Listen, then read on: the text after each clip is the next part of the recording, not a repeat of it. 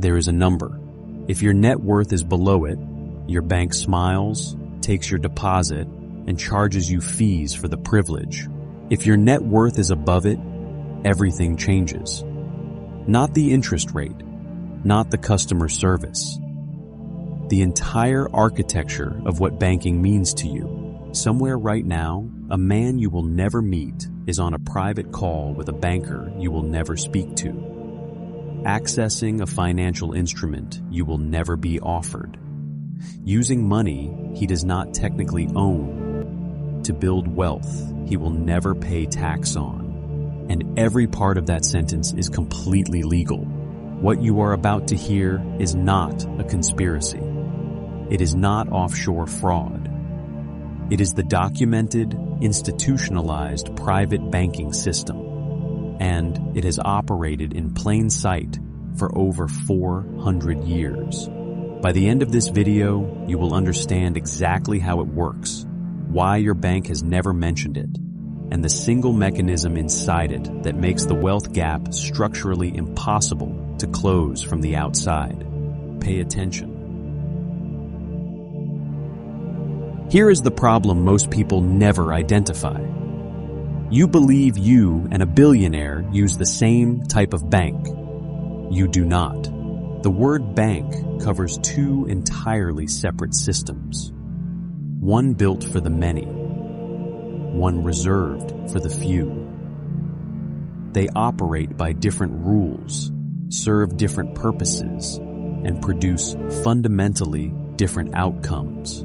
The retail banking system you use was designed to do three things: hold your deposits, lend your money to others at a profit, and charge you for every service in between. It is an extraction machine, efficient, legal, and structurally tilted away from you.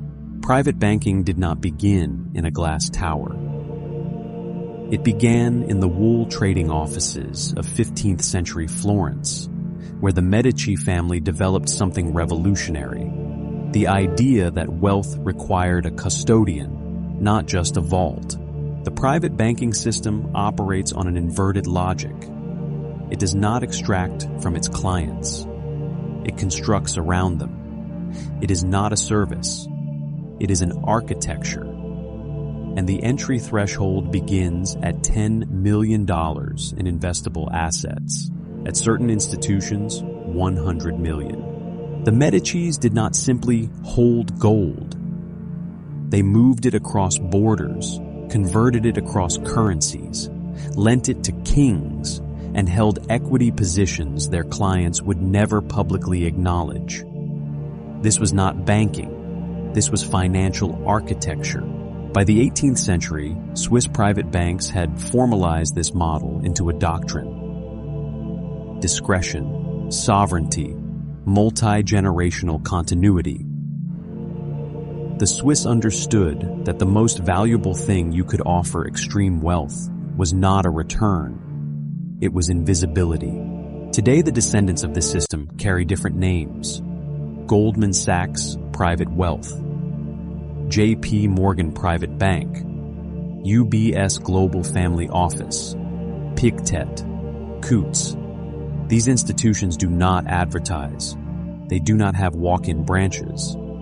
Entry requires not only the minimum asset threshold, but what private bankers call relationship capital. Someone already inside must vouch for your arrival.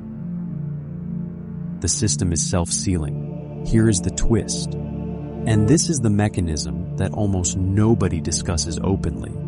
Your assets, your equity positions, your property, your art become collateral for a credit facility, a line of credit, at interest rates between 1 and 2% annually.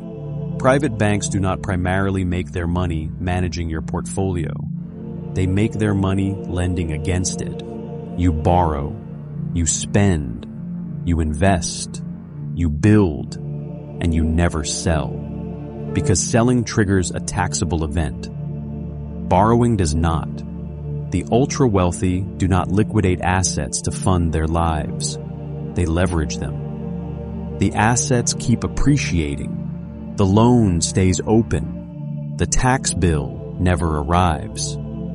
This mechanism, known as securities-backed lending, is the single most powerful wealth preservation tool in the modern financial system. And it is structurally unavailable at scale to anyone outside the private banking threshold. Beyond the lending architecture, private banking provides access to something no retail platform can replicate: proprietary deal flow, pre-IPO allocations, private equity co-investments, structured notes engineered specifically for your tax jurisdiction and family structure, investments that are never listed publicly because they do not need to be.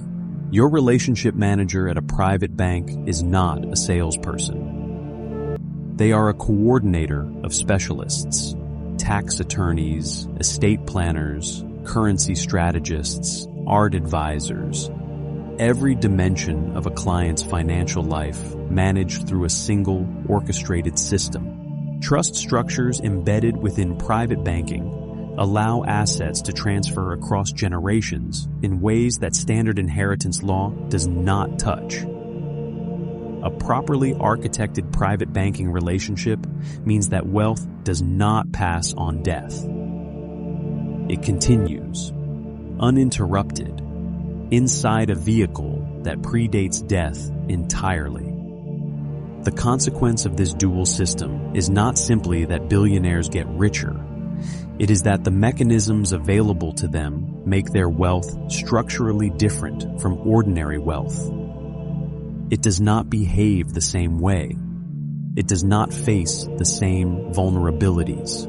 Ordinary wealth is exposed to income tax, inheritance tax, market volatility, and inflation simultaneously. Wealth inside a private banking architecture is insulated from all four, simultaneously, legally, and permanently. The gap compounds with every year, every generation, every market cycle. The question worth sitting with is this: why was none of this part of your financial education? Not the products, not the philosophy, not even the existence of the system. The answer may be uncomfortable. A population that understands how private banking works asks different questions of its advisors, its banks, and its governments. That conversation has historically been inconvenient for the institutions that benefit most from the current architecture. In the next investigation, we go deeper. The Family Office B, the structure that sits above private banking, operates with zero public visibility and manages wealth at a level that makes private banking look like a standard deposit account. Watch that video next. The vault is always open.